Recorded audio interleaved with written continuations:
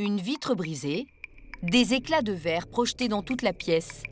Il a suffi de quelques minutes pour qu'une télévision, une console de jeu, des tablettes et une montre disparaissent. Le cambriolage a eu lieu il y a à peine 1 heure. Des enfants étaient à l'étage. Ils n'ont rien entendu. Dans les Yvelines, en région parisienne, ce type de scène se produit 5 fois par jour. Et chaque fois, les gendarmes doivent procéder au même geste pour espérer retrouver la trace des malfaiteurs. On a une trace de pas d'ici qui est orientée du mur vers le jardin. D'une bonne taille. Déjà, on sait qu'on part pas sur des mineurs, si vous voulez, des choses comme ça, mais des personnes déjà d'une taille assez importante. Il y a les traces de pas, mais aussi les empreintes digitales. On voit quelque chose, mais si vous voulez, l'empreinte, elle n'est pas complète. On voit quasiment rien. Quant à ce projectile, utilisé pour briser la vitre, le gendarme le récupère. Il permettra peut-être de retrouver de l'ADN.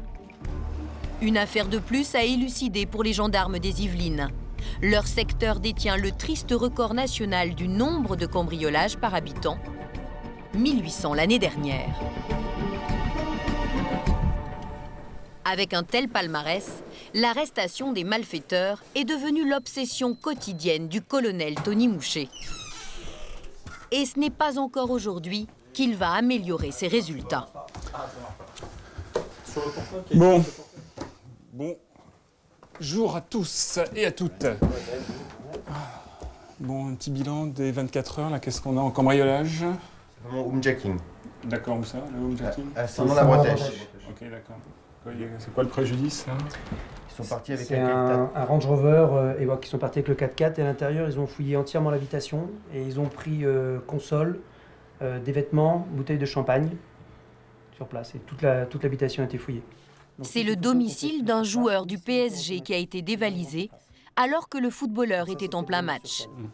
Les Yvelines sont en effet une cible de choix pour les malfaiteurs. Les cambrioleurs viennent plutôt là où il y a de la richesse, là où les maisons sont cossues, les appartements sont cossus. Les Yvelines, une partie des Yvelines, parce que pas toutes les Yvelines, une partie des Yvelines remplissent ces critères-là, donc c'est assez facile. C'est attractif. Alors, pour riposter, le colonel a mis sur pied des unités spécialisées, sans demander aucune rallonge budgétaire. Un nouveau tour de passe-passe mis en œuvre depuis 3 ans. Pour lutter contre les cambriolages, la solution la moins coûteuse est désormais de mettre les citoyens à contribution. À eux de se débrouiller pour repousser les malfaiteurs par leurs propres moyens.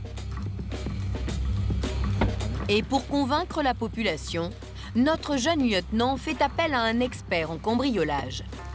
Bien que gendarme, l'adjudant Margaine passe ses journées à jouer le VRP auprès des particuliers et des commerçants.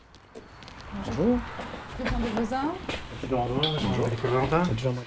Donc voilà, on est venu pour faire une petite consultation avec le référent sûreté. Donc on voudrait faire le tour de l'établissement. Okay. Ce magasin de sport a déjà été vandalisé il y a 2 mois malgré son système d'alarme. Le dispositif n'est donc pas suffisant et Patrick Margaine va se charger de l'expliquer au gérant.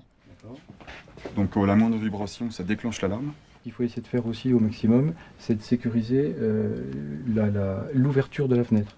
C'est par exemple des petits verrous qui se placent ici, à la base de l'ouvrant ici, et ça vous permet de sécuriser cette ouverture-là. Okay. Et ce n'est pas fini. D'après Monsieur Prévention, c'est même à l'extérieur du magasin, derrière le bâtiment, qu'il est encore plus urgent d'intervenir. Qui assure tout ce qui est rempart à l'intrusion, c'est quelque chose de positif. Hein. Ça retarde, comme je le disais tout à l'heure.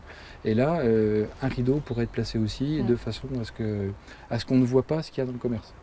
Un investissement de plus de 1 000 € qu'hésite à faire ce commerçant.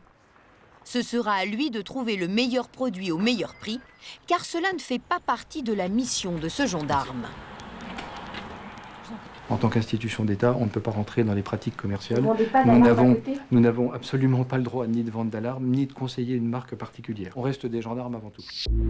Malgré tous ces efforts, avec ses moyens limités, le lieutenant de Vezin ne parvient pas à contenir le phénomène des cambriolages. L'an dernier, ils ont encore augmenté de 18% sur son secteur par rapport à l'année précédente.